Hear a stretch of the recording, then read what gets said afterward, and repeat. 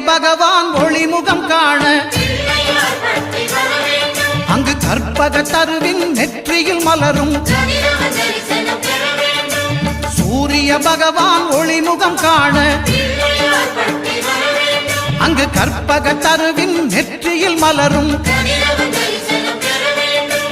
இருளை விலக்கி உலகை எழுப்பும் ஞாயிறு அங்கே குடியிருப்பான் அவன் ஆனை முகத்தனின் அடியவர் மனத்தில் ஒளியாய் வந்து கொலுவிருப்பான்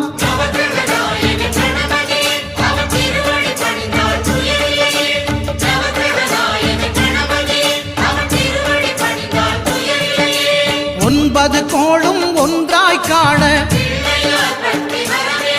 அங்கு கற்பகம் என்னும் கடவுளின் மெய்யில்